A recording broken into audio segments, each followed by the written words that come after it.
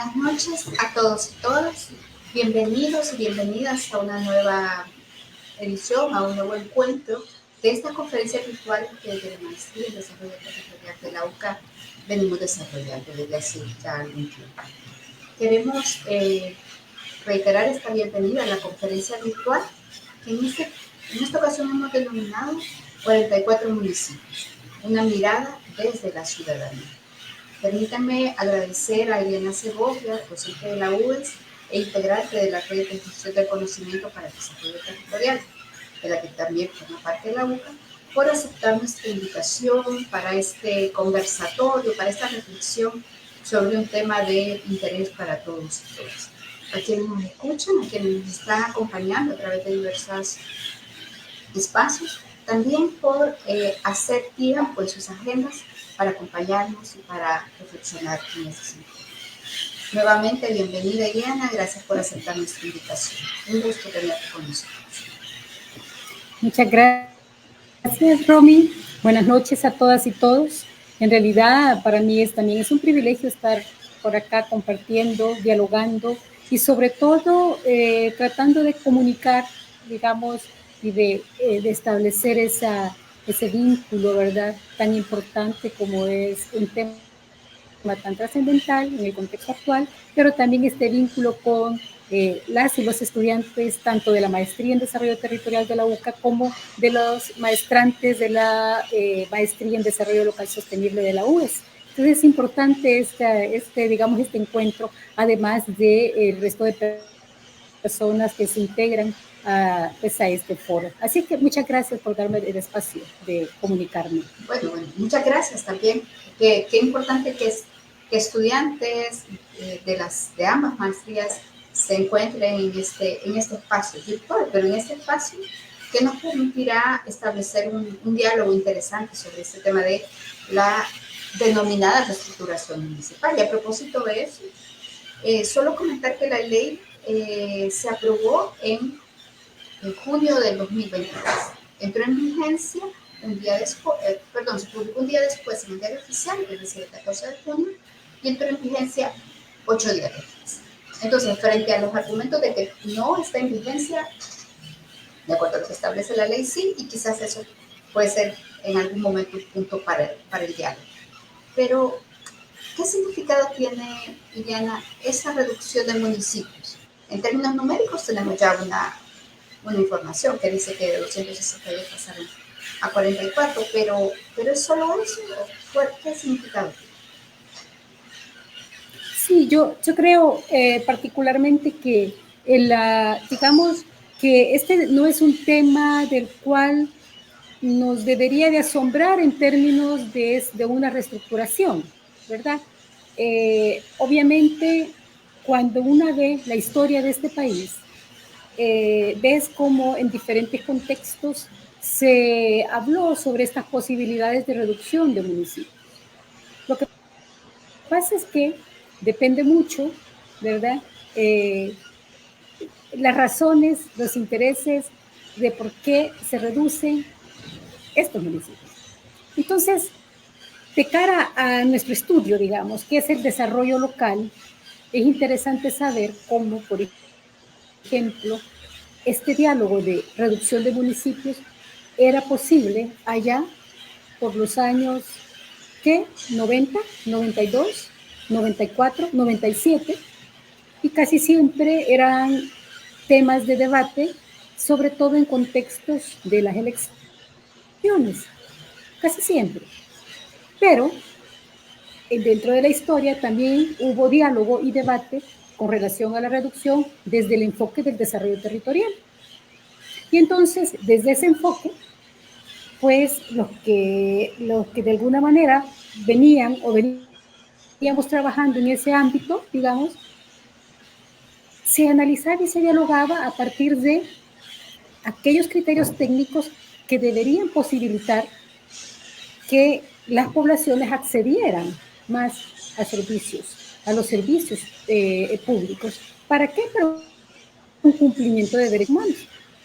Entonces, claro, estoy tratando de contextualizar de que desde el enfoque del desarrollo local era importante ver cómo en la reducción de municipios se podría visualizar, digamos, un análisis meramente técnico. ¿Qué aspectos de ese análisis técnico debería de tener una reducción de municipios? Bueno, la complejidad de esos territorios, las dinámicas económicas que esos territorios deberían de tener, tienen o tenían en aquel momento, que por cierto, probablemente hay muchos de esos territorios cuyo contexto económico, social, político probablemente haya mejorado o haya empeorado, ¿verdad? Es decir, probablemente ese contexto ha cambiado definitivamente. Entonces, esos aspectos técnicos de análisis de reducción de municipios casi que obedecían a esa particularidad de esos lugares. Por ejemplo, se decía, bueno, ¿por qué no hablar de cómo estas grandes ciudades pueden aglutinar estos territorios para poder dinamizar sus economías? Pero eso implicaba estudios serios que vincularan la multidimensionalidad del desarrollo territorial. Y entonces, ¿qué implicaba? Bueno, un análisis económico, un análisis social, un análisis político, de cultura, un análisis ambiental. Entonces, por eso, lo que para ahora este análisis tiene es que, bueno, probablemente a la hora de reducir a 44, probablemente no se consideró la parte técnica en términos de desarrollo local y desarrollo territorial. Probablemente más su enfoque ha sido digamos, el electoral, que, como repito, ya en décadas anteriores también era un debate. Entonces, no es una cuestión de sorpresa de esto, más lo que nos debe de interesar es cómo esta situación en el contexto actual nos permite como replantear el debate y el diálogo. Y desde la ciudadanía hay mucho que hacer y decir, ¿verdad? Claro, claro. Sí. Sí, me hace recordar lo que decía. Bueno, en algún momento se habló de reducción de municipios, pero justamente en ese periodo, en la década de los 90, en los primeros 5 años de la década, se estaba hablando de esto, pero uno de los debates era la reducción de municipios no es la solución, sino se hablaron también de propuestas de regionalización, si recordás, y que parte de las cosas era no solamente las dinámicas territoriales que ahí se desarrollaban económicas, sino de otro tipo. Y creo que aquí entra un tema fundamental que tiene que ver con el tema de la identidad cultural y también de lo que la ciudadanía, como decías hace un momento, siente, considera, reflexiona sobre eso. Porque el tema de asociación de municipios podría ser otro tema también interesante, sobre el cual la ciudadanía de repente puede tener y tiene opinión sobre este tipo de cosas. Efectivamente, entonces, ¿verdad? Justamente, este planteamiento entonces obedecía a un planteamiento en donde necesariamente se tenía que analizar esta dinámica económica de ese territorio, esta dinámica social. ¿De qué manera? Bueno, desde las decisiones de los gobiernos locales. Y entonces ahí entraba de los gobiernos locales una vez tomada la decisión de integrarse o no, a propósito de que efectivamente la otra alternativa era, dentro de esa dinámica de los planes, sí, la regionalización era la forma más conveniente en términos de las capacidades territoriales o el asociativismo y la conformación de mancomunidades desde el punto de vista temático, digamos, temático o territorial, porque este tema de las mancomunidades obedece también, si se recuerda, a estos, digamos, intereses o prioridades, ¿verdad? Ya sea porque tienen un tema en común que hay que dar respuesta o no. Entonces, este tema de las, digamos, de la regionalización era una propuesta seria que en aquellos momentos también era liderada por los gobiernos centrales de manera conjunta con las instituciones que en aquel momento existían. Es decir, había un diálogo. Yo no voy a decir si el diálogo fue bueno o fue malo, ¿ya? Pero sí voy a decir que había un diálogo con relación a cómo el país podría regionalizarse. Entonces vos tenías por ahí planes en donde se ubicaba. Y voy a poner un ejemplo, como la región en Oriente, el oriente del país, podía dinamizar a partir de el recurso costero marino, ¿verdad? O a partir del aspecto turístico, podía dinamizar la economía, ¿verdad? De qué lugar. O, por ejemplo, como áreas, digamos, metropolitanas, como el de AMS, podía dinamizar a partir de estas situaciones, digamos, económicas en donde, bueno, se decía, bueno, si el 37% de la población se concentra aquí y las decisiones se concentran aquí, entonces es necesario que se le ponga mucha atención a esta región, ¿verdad? Por la situación, por la recaudación fiscal, por la recaudación de impuestos, etcétera, etcétera. Entonces, efectivamente, ese es, digamos, como un primer debate, un primer diálogo con relación a reducir el número de municipios. Entonces, de cara al enfoque del desarrollo territorial, digamos, el contexto era que las comunidades aportaban alrededor de, y las organizaciones aportaban alrededor de esos ámbitos, del ámbito ambiental, del ámbito económico, del ámbito institucional, etc.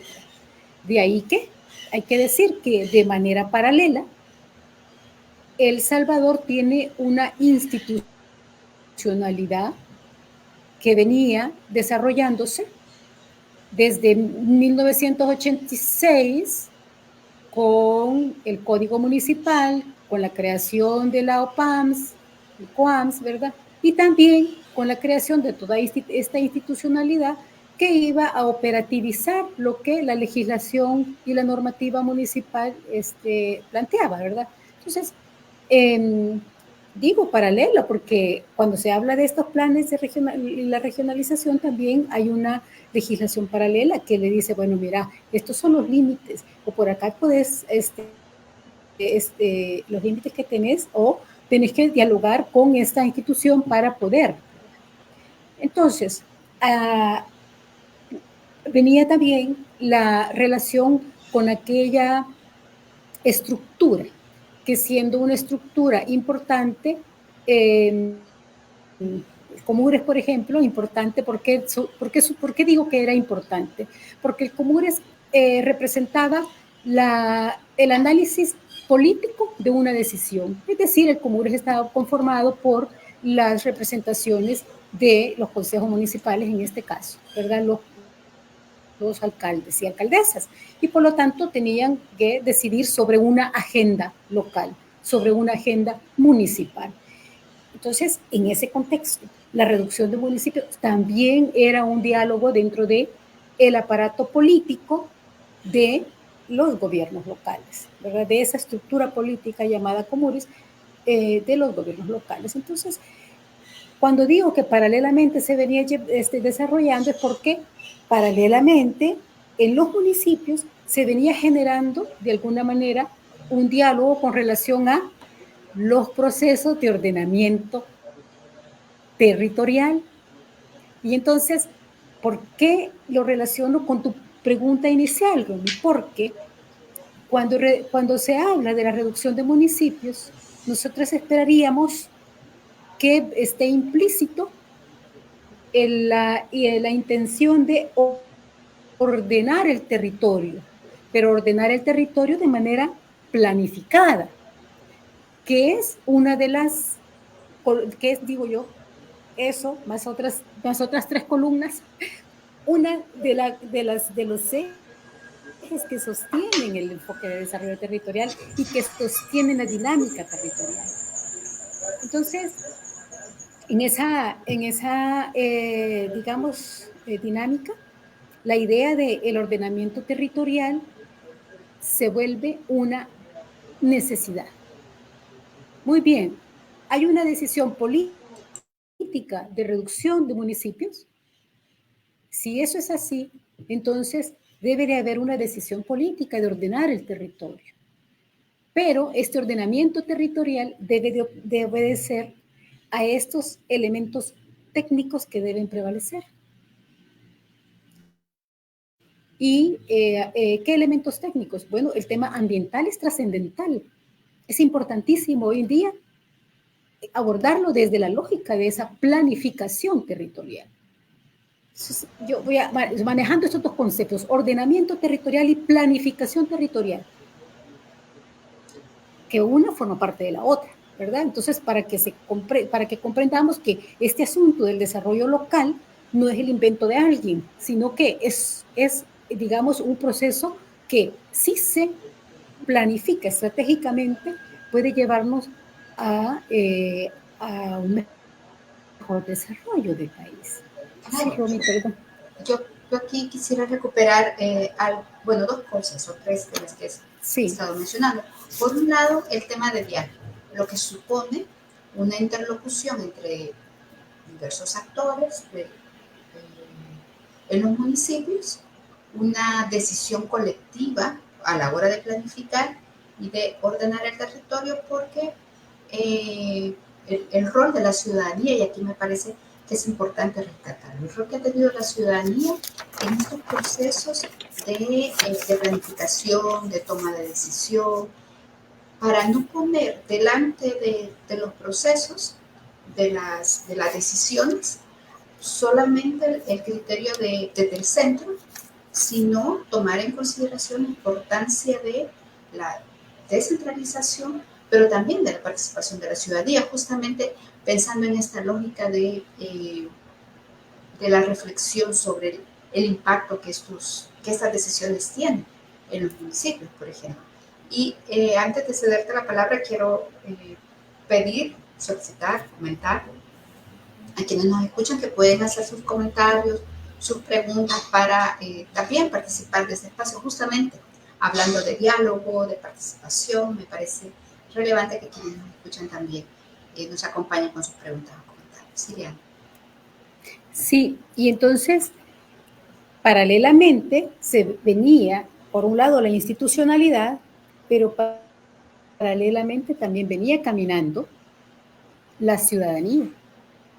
Entonces, ¿por qué yo insisto en ver esto, que esta franja del proceso de desarrollo territorial? Porque paralelamente a la institucionalidad venía una ciudadanía activa. Es decir, la ciudadanía venía haciendo planteamientos políticos, es decir, de política pública. Y entonces tenías a una ciudadanía hablando de rendición de cuenta, es decir, demandando la rendición de cuenta a esta institucionalidad. También tenías a una ciudadanía activa haciendo y participando en los procesos de planificación estratégica municipal. Y tenías a una ciudadanía trabajando por aquellos aspectos ambientales. ¿Qué suponía esto? Suponía de alguna manera que le dabas legitimidad a lo que se estaba desarrollando dentro de los territorios. Ahora, alguien puede decir, ¿y si eso sucedía así? ¿Y si esta era la práctica? ¿Por qué? Porque ha sucedido lo que ha sucedido. ¿Qué es lo que pasa? Entonces yo puedo decirles, es que dentro de esta dinámica no todo funcionó al 100%, porque dentro de esta dinámica la gestión pública municipal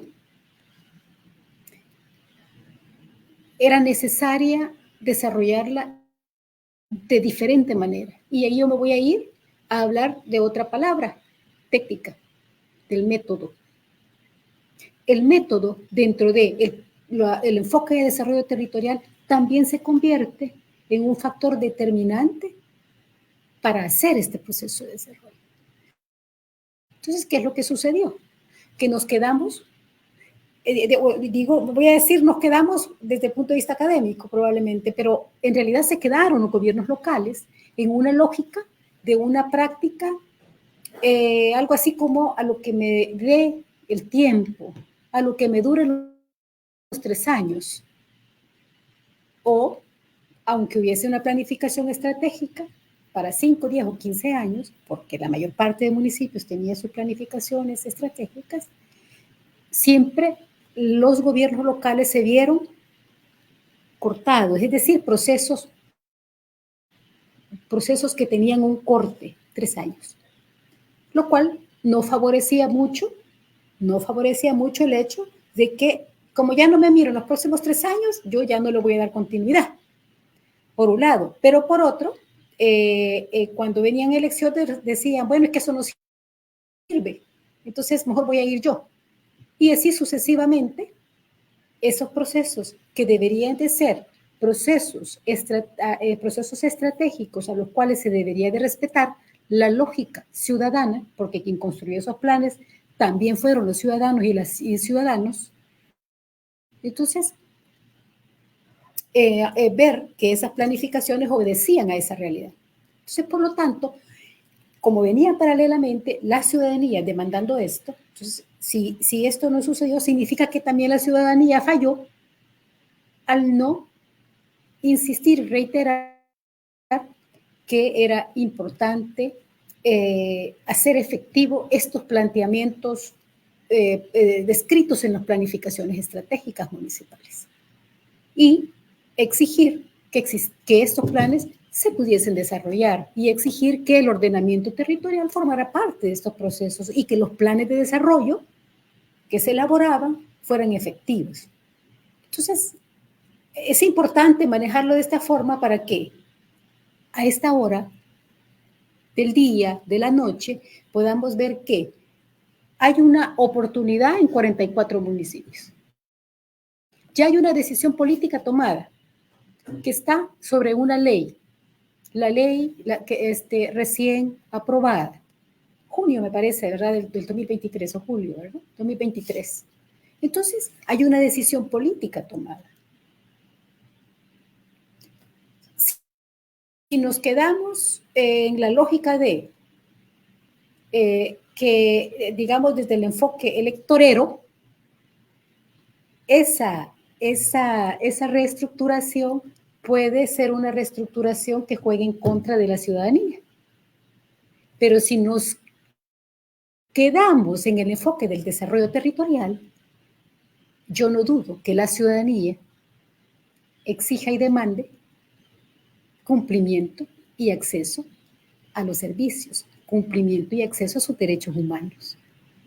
Entonces, dicho esto, en esta media hora, voy a seguir diciendo lo siguiente. Ahora, en esta otra mitad, digo, entonces, como ciudadanos, ciudadanas, qué deberíamos estar pensando en la lógica de los 44 municipios? Si un criterio es que hay municipios en donde hay mayor dinamismo económico, político, y hay una infraestructura, ¿verdad? Y si la lógica sigue siendo esta, por cierto, esta lógica es la lógica centralista y la de concentración. Si esa lógica es así, entonces mi análisis de esta conformación de municipios debe de ser, muy bien, si este municipio X con 20 distritos, por decir algo, como hay allá por Chanate, o con 4 municipios, que es la mayoría de municipios, ¿verdad? Bueno, la mayoría más o menos. Si esa es la lógica, la lógica debe de ser, entonces, partamos de un antes y un después. Un después es, muy bien, recibo los municipios, ahora me toca dibujar este municipio con su X cantidad de distritos. Y yo, haciendo un dibujo de este municipio, identifico que, en primer lugar, mi hoja de ruta debe de ser, desde el punto de vista gobierno local, retomar lo que es la Constitución y y el Código Municipal manda, y el resto de leyes que me facultan, ¿verdad? Es desconcentrar y descentralizar. Ojo, lo voy a dejar ahí en un paréntesis. Pero como ciudadanía, como ciudadana y como ciudadana, yo debo de hacer efectivo mi derecho a la participación. Y el derecho a la participación me dice que yo puedo hacerlo de manera individual y lo puedo hacer de manera colectiva. Lo puedo hacer de manera individual o lo puedo hacer de manera organizada. Y ese derecho a la participación me faculta como para decir, en mi proceso de organización yo necesito establecer una agenda política ciudadana. ¿Qué debería ser una agenda política ciudadana? Debería de contener todo aquello que me permita a mí, ciudadana, organizada o no, acceder a los servicios de calidad, con calidad. Y los servicios que me debe de ofrecer deben de ser tan buenos que yo voy a pagar mis impuestos, porque la recolección de desechos sólidos es buena y pasen los días que debe de ser, o porque el programa de becas escolares sigue siendo efectivo, que es lo que actualmente algunos municipios resienten, ¿verdad? Entonces, si yo ciudadana opto por esto, yo debería en realidad partir de manera ordenada, tener mi agenda política como ciudadano. ¿Y qué debería contener? Un primer tema es el acceso a los servicios con calidad. Un segundo tema es el derecho a la organización y a la participación. Y luego la prioridad de trabajo con poblaciones. Por ejemplo, hay una preocupación comunitaria que tiene que ver con el acceso a servicios de parte de la población adulta mayor. Por cierto, que es un tema que deberíamos de estar viendo de cara al bono demográfico. También hay digamos, el interés y la necesidad de hacer mucho más activa la participación juvenil, los de adolescentes, o atender temas trascendentales, por ejemplo, que aunque ha habido una reducción, que hay que decirlo, el problema continúa, que es el del embarazo adolescente. Es decir, ha habido una reducción según el mapa del embarazo adolescente, pero ojo, continúa la situación, continúa la problemática del embarazo adolescente. Perdón, Romy, ya me agarré la guitarra. Y esto que señalas en esta última parte, bueno, es una problemática, es una necesidad de abordarlo desde el ámbito de lo nacional también, y en un esfuerzo por articular esfuerzos de diferente tipo. Me parece súper relevante lo que decías sobre la agenda ciudadana y las cosas mínimas en relación a la prestación de servicios que las municipalidades deben ofrecer. Pero quiero recuperar aquí, bueno, dos preguntas de Patricia Fuentes, compañera de la UCA, pero también graduada de nuestra maestría. Y Patricia pregunta, la nueva recomposición de municipios en El Salvador plantea desafíos significativos y hace la siguiente consulta. ¿Cómo podemos abordarlos desde esta nueva estructura? Y también Patricia nos comenta cómo garantizamos la sostenibilidad financiera, la autonomía local, la educación, capacitación, la planificación estratégica y la mejora de servicios, como usted mencionó. ¿Cómo garantizamos el éxito? Y aprovecho también para comentar la pregunta de Irma Escoto. Saludos también a Irma, gracias por acompañarnos. Irma plantea, la descentralización fue una estrategia de participación de la ciudadanía. Hoy pasa a una centralización del poder y administrar recursos, ya no para participación ciudadana, ya no sea esa agenda ciudadana. Okay. Sí, gracias. Bueno, quizá con relación a cómo, para que sea un éxito, cómo abordar y todo este tema de la sostenibilidad. necesariamente para que exista este desarrollo territorial, desarrollo local, es importante los recursos. Y los gobiernos locales están obligados a establecer esa hoja de ruta.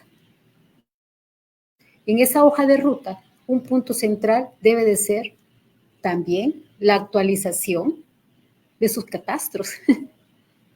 Y debe de ser una obligación la actualización de pues, sus procesos de recaudación. Pero ojo, con esto no estoy diciendo que se siga fortaleciendo el cobro a la señora de la pusa, que no, que es importante que también pague su impuesto.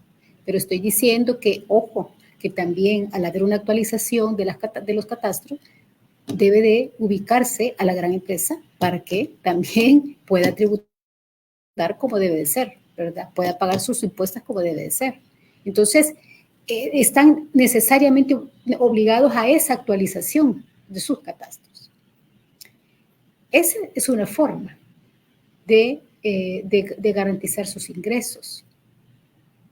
La otra forma de garantizar ingresos también es, pero es que cualquier elemento para la sostenibilidad pasa inicialmente por la lógica del diagnóstico local, municipal, y pasa necesariamente por la planificación estratégica y por la planificación territorial.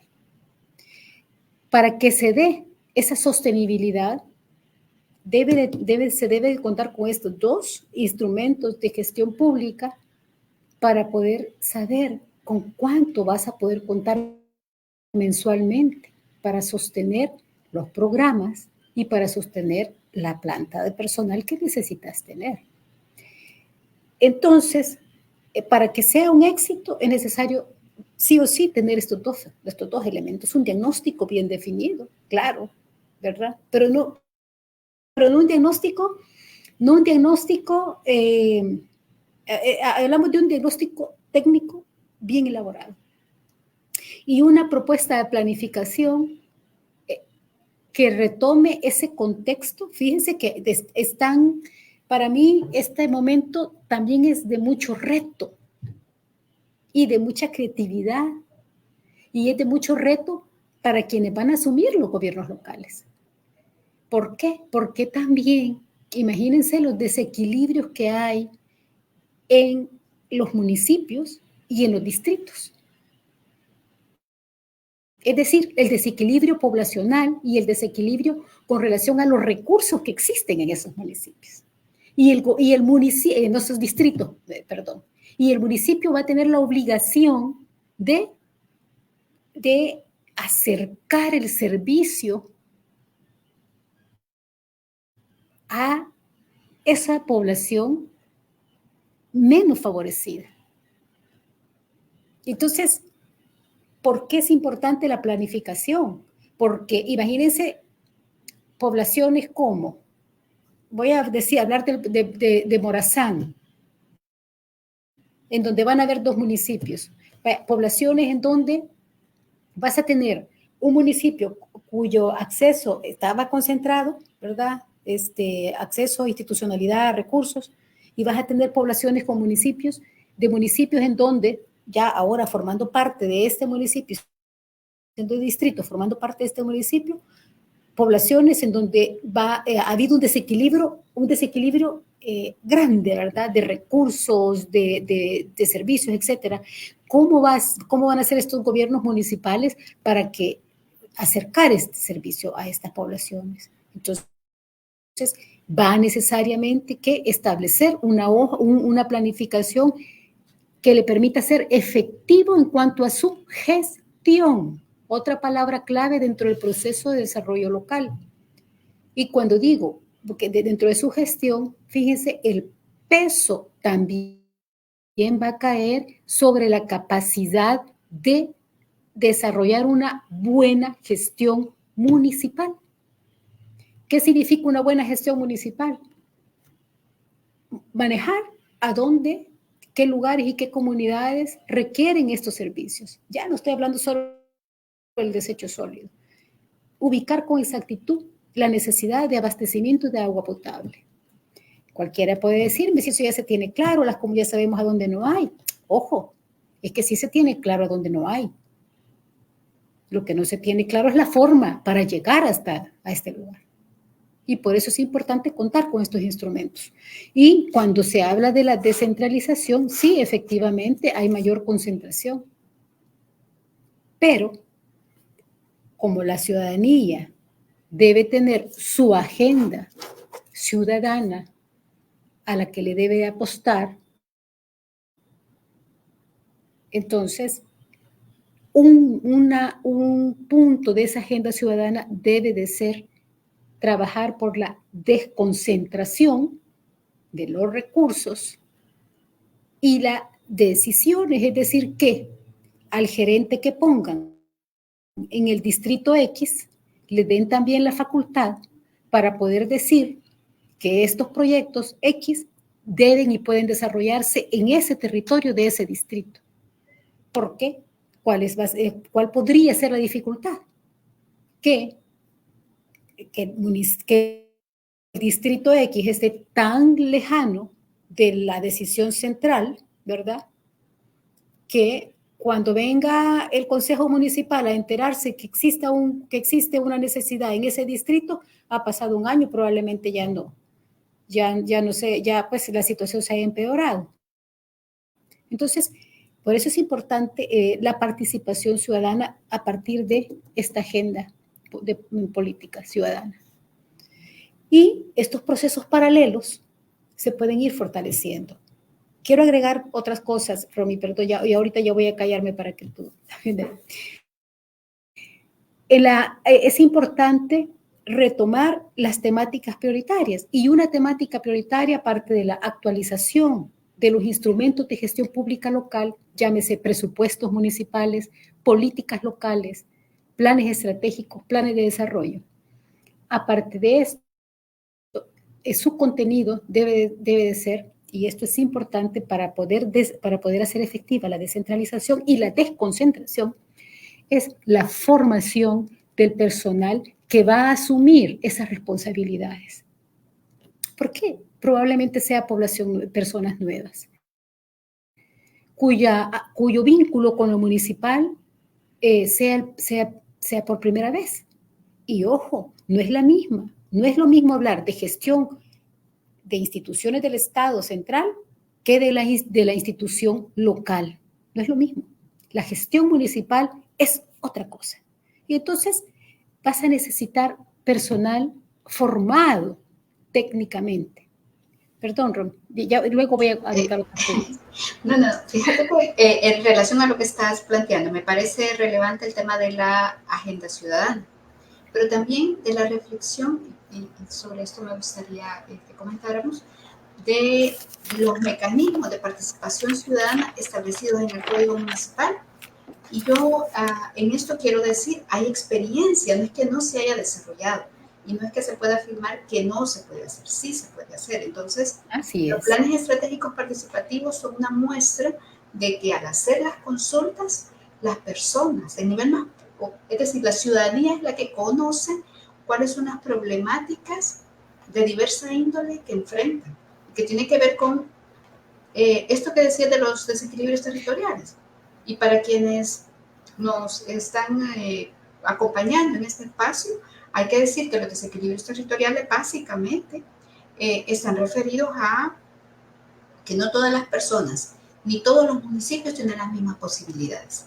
Y aquí hay un tema de heterogeneidad que es relevante tomar en cuenta, que de repente parece ser que no ha sido considerada. Es decir, agrupamos y tenemos un pensamiento un tanto que solo los números son importantes, pero, y yo lo he mencionado en otros espacios, pero como decía el padre Bisati, detrás de los números y de los indicadores macroeconómicos lo que hay son personas. Entonces, que de repente eso es un tema que es importante tomar en cuenta. Y además, yo creo que demandará de repente también una reflexión sobre que los gobiernos locales no solamente son prestadores de servicios. Yo creo que también es un tema de cambiar el paradigma que tenemos sobre lo que hacen los gobiernos locales. Y en esa dirección, yo creo que una pregunta que podríamos hacernos es, ¿cómo afectan estos cambios de creación de nuevos municipios a la ciudadanía? Además de los que ya has comentado, Lilian. No sé cómo lo ves. Sí, es que y eso lo podríamos ver desde dos puntos de vista, una afectación negativa y una afectación positiva, ¿verdad? Esta afectación de manera positiva, podríamos decir que, bueno, probablemente los municipios que tienen las cabeceras municipales, voy a tratar para hacer la diferencia, probablemente los municipios ubicados son los que concentran la institucionalidad, los que concentran la dinámica económica más activa, etcétera, ¿verdad? Probablemente digo porque, bueno, ya sabemos cuáles fueron los criterios que se tomaron para poder definir que fueran 44. Pero bueno, entonces, si eso es así, un aspecto positivo es que probablemente esa dinámica planificada puede hacer que se pueda llegar hasta las comunidades de tal forma de prestar los servicios, de formar y de seguir, digamos, acompañando la organización comunitaria, ¿verdad? Eso es una cuestión positiva. Una afectación tiene que ver con el tema que planteaba Irma, que tiene que ver con la centralización, ¿sí? Porque probablemente, si se centralizan las decisiones y no hay capacidad de gestión, dos palabras fuertes en estos procesos, ¿verdad? Si se centraliza la decisión y si no hay capacidad también de gestión, se puede tener la dificultad de que la ciudadanía se vea afectada porque no le va a llegar el servicio, o porque el servicio le va a llegar de manera tardía, o porque le va a llegar con muy mala calidad, o porque no va a tener el servicio, ¿va? Imagínense, ¿verdad? O, por ejemplo, que su participación no sea efectiva, porque los canales de comunicación tengan tantos pasos que cuando llegue la comunicación hasta el tomador de decisión, probablemente ya vaya distorsionada. ¿Ya? Puede pasar. Entonces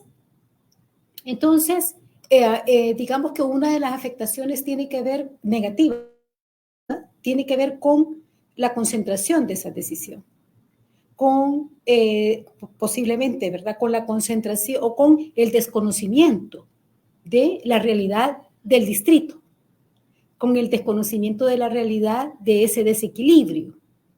Probablemente es otra afectación. Y al haber desconocimiento no va a haber prioridad, ¿verdad? Probablemente también una situación que no favorezca es que al tener concentrada también esto es que el enfoque no sea un enfoque de desarrollo territorial, sino que el enfoque sea un enfoque economicista del desarrollo. Y al decir esto quiero decir que, bueno, que entonces ahí valga más lo que me va a generar un ingreso que acercarle el bienestar a la población, ¿verdad? Pero por otro lado, si los procesos son planificados, un aspecto positivo es que la población puede acceder a través de su distrito, de su jefe de distrito, a una mayor efectividad en la gestión y tener una comunicación probablemente más fluida. Hay que decir que todos los gobiernos locales, que los 44 gobiernos locales, independientemente del partido al que pertenezca, la mayoría, tiene la obligación de cumplir con lo que el Código Municipal le mandata. Y el Código Municipal le mandata en su título 9 a que la población debe de hacer uso de todos los mecanismos de participación ciudadana. Y un mecanismo de participación ciudadana tiene que ver con la participación, con la propuesta, tiene que ver con la rendición de cuentas, con la solicitud de rendición de cuentas. Entonces, yo quiero como insistir en que también tenemos la oportunidad en este momento de replantear el qué hacer en el desarrollo local. Y eso pasa por retomar todos estos aspectos que he planteado. La sostenibilidad de estos procesos se la va a dar, por un lado, la planificación bien establecida, la planificación estratégica bien establecida, pero por otra, la garantía que la población, la ciudadanía organizada, también lo haga. Esa es una forma de garantizar sostenibilidad, de que las comunidades organizadas insistan en la necesidad del acceso a los servicios, insistan en el derecho que tiene de acceso a los servicios, ¿verdad? Más o menos por ahí, ¿no? Y pensando en esto que estabas señalando, yo creo que otro desafío, y me gustaría escuchar, tiene que ver con el acceso a la información pública. La ley de acceso a la información pública es bien clara en cuanto a cuáles son las condiciones por las cuales se puede declarar reservada una información. Entonces, no, el acceso a la información pública representa una oportunidad. Entonces, la ciudadanía tiene derecho a recibir estos servicios, pero también el acceso a la participación ciudadana, el acceso a la información pública. Entonces, parte de esas cosas serán también relevantes, es decir, cómo se decide, cómo se accede a la información, cuáles son los mecanismos. Y aquí una preocupación que quisiera comentar tiene que ver, por ejemplo, con las ordenanzas de protección medioambiental, de prevención de la violencia, de participación ciudadana, de diversa índole que ya se tomaron en su momento, que ya están en marcha. ¿Qué va a pasar ahora con estas, digamos, esta reducción de municipios, estos nuevos municipios? Entonces, ¿qué va a pasar con esas posibilidades, con esas regulaciones que ya existen y cómo afecta eso a la ciudadanía?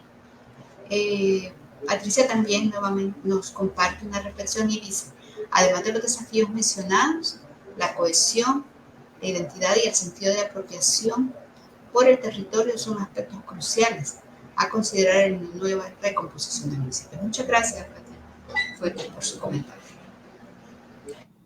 Excelente, efectivamente, ¿verdad? El tema de la apropiación, el tema de la cohesión social sigue siendo vigente.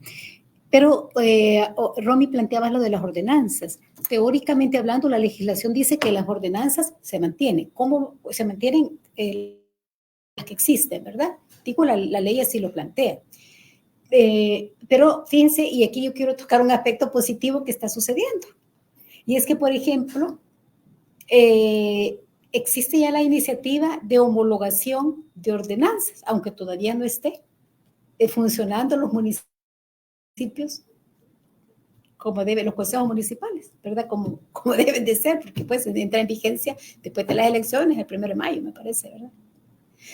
Entonces, con las ordenanzas, yo pensaría que debe de haber una homologación de estas, en términos, digamos, independientemente de los temas que estos aborden. Esta es la obligación de los gobiernos locales, de los tomadores de decisión para el punto. Pero ¿cuál es el papel de la ciudadanía? Es que estas ordenanzas efectivamente sean homologadas y no sean hechas a un lado. Entonces, ¿qué quiero decir con eso? Por ejemplo, una ordenanza de participación ciudadana cuyo contenido sea vigente o deba de actualizarse, es importante que la organización comunitaria esté pendiente, esté activa para saber que cuando se homologue, en ese contenido se encuentre su pensar y su sentir. Eso significa que debe de haber un encuentro de la ciudadanía con el tomador de decisión. Y en este caso, en el nivel que le corresponde, que en este caso, quieras o no, van a ser los gerentes, jefes o distritos, como le quieran llamar, ¿verdad? De los distritos. Pero por eso es importante el papel de la organización comunitaria, sigue siendo muy, muy vigente. Esa es la única forma de interlocutar este proceso. Por eso el tema de las ordenanzas es y el de las homologaciones creo que va a ser un tema de primer debate de los gobiernos locales, ¿verdad? Especialmente de temas prioritarios como el tema de seguridad ciudadana o de convivencia ciudadana y de cohesión social. El tema, por ejemplo, de migración es importantísimo, ¿verdad? En este proceso hay municipios que ya cuentan con sus ordenanzas con relación al tema de la atención a la población migrante u otro tipo de ordenanzas. Entonces, necesariamente tienen que homologar, ¿verdad? Que homologarse. Claro, el tema es también la discusión, la necesaria discusión de cuáles son las prioridades. Es decir, desde la ciudadanía, cuáles son esos elementos, esos aspectos que son significativos y que, al igual que tienen que cumplir lo establecido en el Código Municipal, también los gobiernos locales están obligados a cumplir lo que mandata la Constitución. Y digamos, ahí hay una cosa importante. Pero también que las decisiones que se tomen no van en detrimento de la calidad de vida, de las posibilidades que tiene cada distrito, digamos, de lo que se va a convertir en distrito. Entonces, no es una cosa que vaya a afectar a la población, que las decisiones no deberían afectar a la población. Y por lo tanto, una discusión importante en ese sentido. Y como vos decís, la participación comunitaria es central, la participación ciudadana es central en este sentido, para no dar marcha atrás sobre algunas conquistas, sobre algunas cosas que se habían logrado para los municipios y para asegurar de nuevo esto de la calidad de vida, que no solamente tiene que ver con temas económicos, porque a veces vincular el desarrollo solamente con lo económico es una tendencia muy frecuente, o con obra gris, que es otro debate que yo creo que hay que seguir teniendo. Yo, antes de que terminemos, porque el tiempo va corriendo, yo creo que hay temas prioritarios que las municipalidades no pueden evadir. Un tema prioritario es la seguridad alimentaria, la soberanía alimentaria. Y eso tiene que ver con procesos claros de trabajo también comunitario. Porque hay municipios donde las poblaciones no tienen, a esta hora no tienen que comer. Otro tema prioritario es el tema de la migración. Es importantísimo que los municipios lo tomen con la seriedad del caso. El otro tema prioritario es el ambiental. Y dentro del aspecto ambiental estás hablando de el manejo de los desechos sólidos y el manejo del agua. El otro tema prioritario es el ordenamiento de ese territorio como prioridad. Porque y cuando digo el ordenamiento no estoy hablando estoy hablando del ordenamiento técnicamente hablando, ordenamiento territorial, que implica un análisis multidisciplinario de lo que acontece en ese territorio. ¿Verdad? Y me parece que es importantísimo también abordar el tema desde la lógica de las poblaciones que habitan ese municipio. Niñez, juventud, población adulta mayor, es importante. Mujeres siguen siendo poblaciones importantísimas para abordarlas dentro de la política pública local.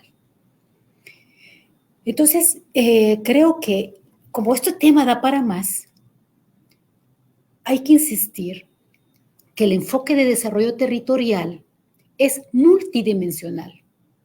Y al ser multidimensional, nos obliga a hacer énfasis en todos aquellos aspectos que tienen que ver no solo con la lógica económica del territorio y la dinámica económica, sino tiene que ver con toda aquella lógica de cultura. Y no estoy hablando de expresión artística, estoy hablando de generación de nuevos valores, estoy hablando de identidad, estoy hablando de relaciones familiares, comunitarias. Entonces, ese es un tema básico dentro del desarrollo del enfoque territorial. Del tema ambiental, es básico. Sí, Ronnie. Sí, pero también el tema de lo político institucional. cómo se toman las decisiones al interno Exactamente. de las municipalidades, cómo participa la ciudadanía en la construcción de políticas públicas, porque en este enfoque de lo político institucional son normas del juego claras, concretas, sin dejar lugar a la ambigüedad. Entonces, también es otro de esos aspectos del desarrollo territorial que es importante tomar en cuenta. Quiero recuperar aquí dos comentarios de Irma que también nos dice, ojo, la comunicación con los ciudadanos ya no puede ser solo interactuar organizativamente. Es necesario considerar los otros medios de comunicación con la tecnología y hacer la misma política. Y agrega también Irma, agua y soberanía alimentaria, esto sí puede cohesionar. Me parece que es muy interesante. Muchas gracias, Irma, por sus comentarios. Y muchas gracias. Efectivamente, el tema de la soberanía, el tema de agua, es uno de los temas prioritarios en el territorio salvadoreño. Y lo que tú decías, Romy, efectivamente, el tema de las decisiones, de lo político institucional dentro de la multidimensionalidad del desarrollo territorial. Es decir, es básico que dentro de esos planes de desarrollo, de esos planes territoriales, esté impregnado de la participación de la población.